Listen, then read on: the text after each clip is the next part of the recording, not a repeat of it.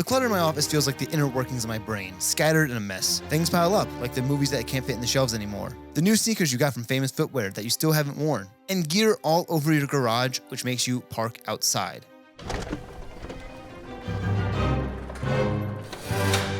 I swear it's not because I want to lug gear upstairs. And you come to the conclusion, why is that? Is it laziness? Maybe. Procrastination? Isn't it the same thing as being lazy, but it just sounds worse? Wait, hold on. Let me look that up. Oh, shit. Let me look that up.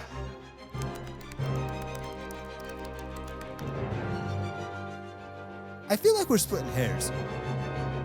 But the real conclusion is this. Yeah, that took a turn you didn't expect. My latest short film, Missing, and having this project in post still has really opened my eyes to how I need to re-examine my video editing setup.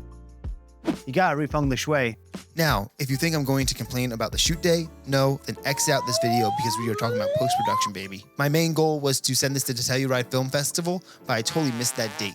I was pretty much done with picture lock by the end of April. Real quick, for those who don't know what a picture lock is, that means the edit's in place, I don't have to move anything else, now I can work on the color and the sound. Just like any good PEMDAS problem, I want to focus on the color aspect of the film first, and then sound last. Plus, at the time of this recording, I don't have a post-sound person, and I really think that responsibility is gonna fall on me too. I digress. When I started the whole color process on my PC, I felt pretty good. It was going well, banging out clips of the movie a day, the opening was looking great. I even brought Octopus RAW Studio to allow me to have more flexibility with ProRes RAW and Premiere. That same flexibility you get in Final Cut Pro. So I was able to adjust the clips to my liking and dial in a look. Getting that base look was the easy part, simple. Trying to correct what I needed to though, looking at my waveforms, my vector scopes, that was the hard part. That was difficult because I was trying to be really professional. It doesn't help when your one friend is also in your headspace because for years, he always talks about having proper exposure or proper color correction. Hold on, I need to get on my soapbox for a second. This whole proper exposure thing has lived in my head rent-free for years. Not just because my friend comes over and we talk about cameras and he mentions proper exposure, or we're on set together and he's telling me that doesn't look proper or has to look proper this, proper that, but also it's been preached constantly from the people making YouTube videos about filmmaking. And they preach it like it's the gospel. False color this, waveform that. Let's get technical about it. Proper exposure means you're unintentionally clipping your highlights or crushing your shadows. That's the baseline. But that's all it is. It's a baseline. Exposure is a creative choice. Now, if you want your main character underexposed because it fits your mood, story, and atmosphere, or one of those three, then do it. You're painting with light, you're not filling out a spreadsheet. So yeah, proper exposure, useful to know, but it's not a sacred law. It's a tool. Use it, bend it, break it if you have to. Just do it on purpose. Climbing down from my soapbox now. Thank you for coming to my TED Talk. Back to the program. But after that base layer, that's when the panic set in. I honestly had no idea how I wanted to grade this film. Originally, I wasn't even planning to handle the color work myself. The plan was to hire a colorist. But working on a passion project with no budget, it can get a little tricky. Sometimes if you want something done, you gotta do it yourself. I really hope I don't have to do post-sound. Should I do black and white? No, that's gonna hurt the integrity of the film. And like my wife said, when I told her that suggestion, quote, you literally have specific wardrobe colors for the characters, so you're gonna throw that all away for black and white? She was right. I mean, the black and white looked pretty cool though, not gonna lie. But this gives me the opportunity to use it in marketing materials. Going back to that base layer again, I just sat there with a blank face when finally a little voice in my head said to me, hey buddy, try the secondaries in the sky in that opening scene, you know? Really get those blues to pop. Again, not a colorist, just the guy who likes using LUTs on my monitor to know what I'm gonna see in post-production. Wow, I have a lot of pent-up anger in this video. So what do? I start watching videos about secondaries, hue versus hue, hue versus set, hue versus sloma, Hugh Hefner. I try bringing out more blue, and Jesus Christ, why does that not look so blue? It looks like there's red in that damn image. Okay, breathe, don't panic. Okay, you got this. Okay, let's try the green. What are we gonna do? Okay, let's pull out those greens. Let's make those greens pop. Let's make those trees pop a little bit more.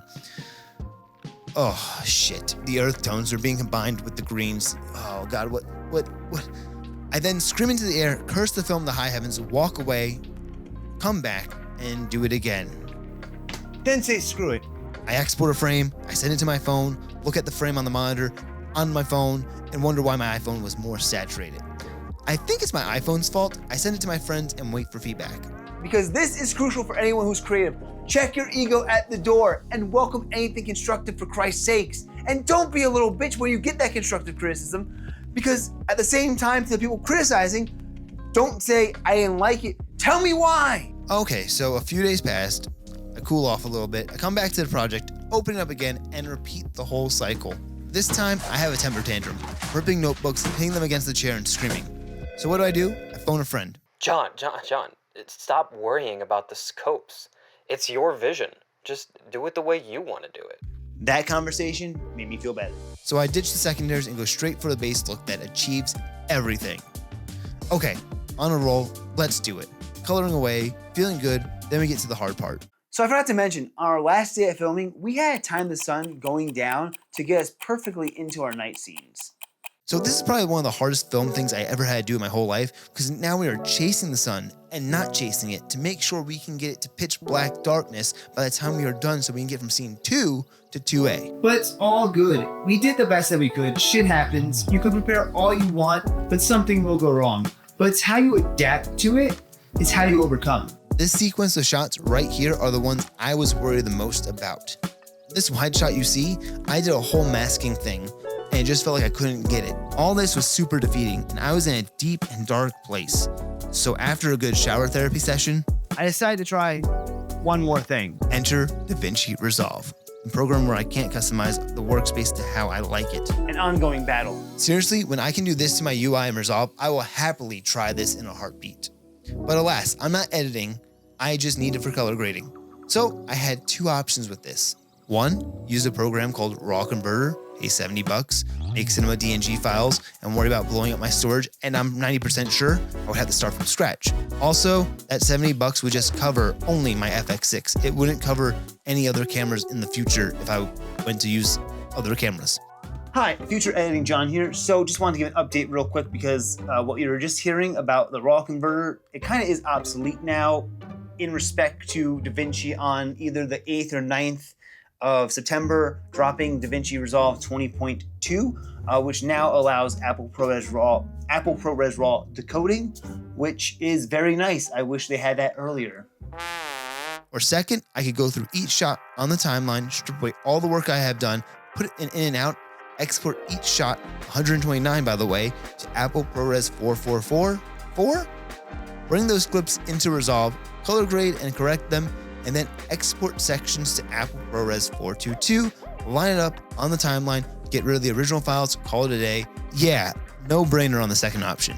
Working off a 16-inch MacBook Pro can be a little difficult to see, and going full screen or hiding the UI basically locks you out of all your color controls. It also got me thinking about the future, the next phase into the journey of the video editing skill tree I have. How do I make a more efficient workspace? First thing is to ditch these monitors and look for better, more expensive, made for color grading in mind monitors. In my next setup, I want 3 monitors, one for bins on my left, a timeline in the middle, and a reference monitor on the right side. Fun fact, run your reference monitor through Blackmagic Ultra Studio, not your GPU if you want colors that don't randomly shift. Buying 3 monitors now isn't in the budget, so I went with one, the Asus ProArt PA32 CRV. This monitor is color calibrated also, and will be finishing up the rest of missing. I ordered this monitor a couple days ago on a Thursday, said it'd be here on Saturday. Funny enough, I got the idea for this video after ordering it, and now I'm in this room with it still not open, trying to finish writing and filming everything before I open and show this now. Finally, more real estate to catch all things I missed on the 16-inch MacBook Pro. Getting this monitor, as funny as it sounds, is just the first step in upgrading, reorganizing, and decluttering my office, turning into the proper edit bay it can be. I'm looking forward to the new feng shui, and maybe, just maybe, this will get me on the path to being more organized. Thanks for watching. Subscribe for more Edit Bay updates.